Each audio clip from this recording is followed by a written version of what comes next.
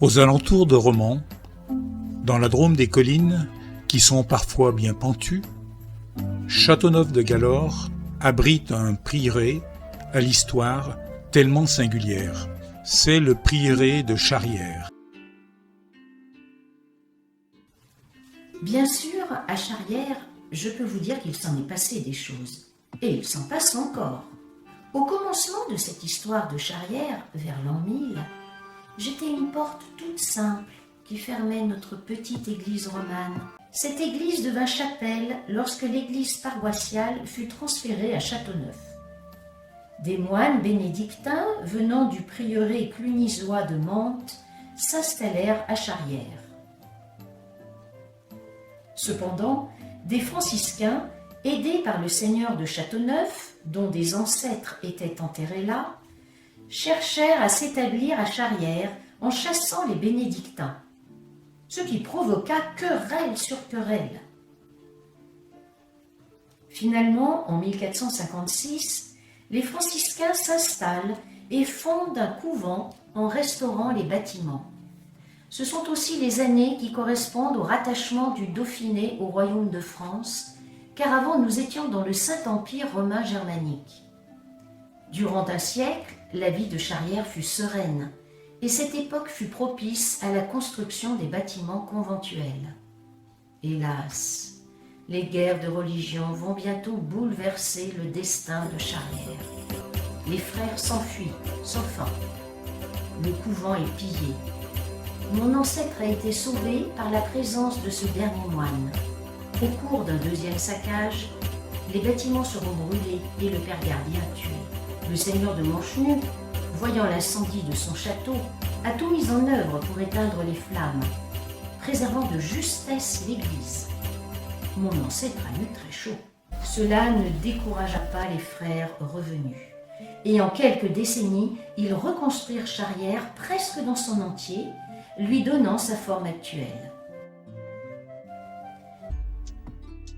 Nous sommes dans le cœur de cette chapelle qui, comme tout le monde peut bien le voir, conserve quelques peintures.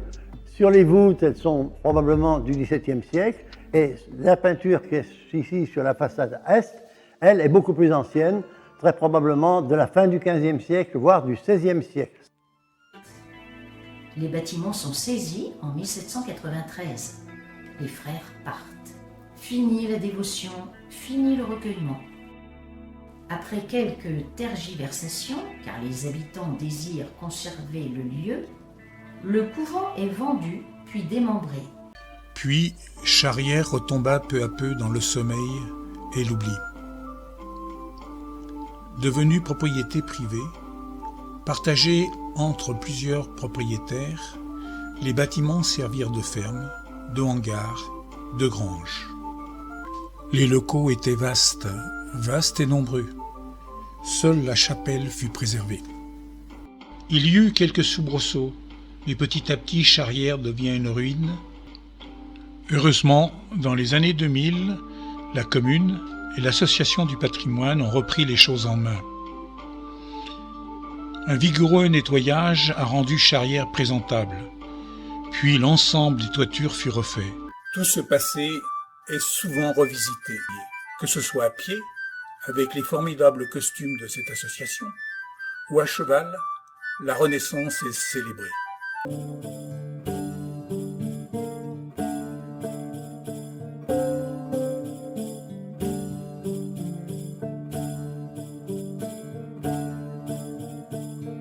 À Charrières, il y a également toute une animation culturelle, des spectacles de danse, ainsi que tout ce qui exprime la vie. Depuis 2018, Patrimoine Castelnauvois travaille également sur un projet numérique innovant qui concerne les peintures murales du chœur de la chapelle, actuellement dans un état très dégradé. Devant l'impossibilité de restaurer ce décor flamboyant, l'association s'est dirigée vers une restitution virtuelle 3D qui a été présentée officiellement en décembre 2022.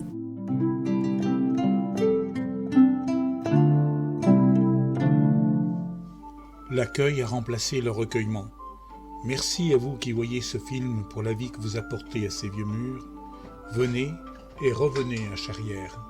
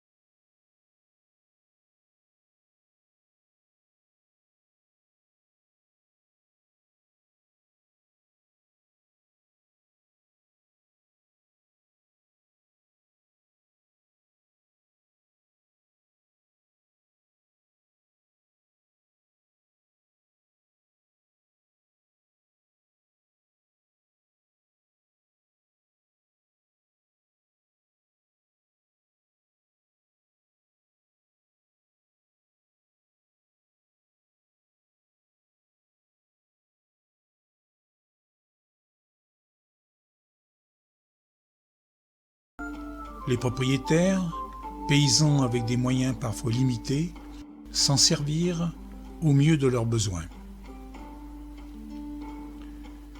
Durant plus d'un siècle, Charrières subit les assauts du temps, le manque d'attention et parfois le vol, comme ce fut le cas de cette cheminée dont il ne reste qu'une ancienne photographie.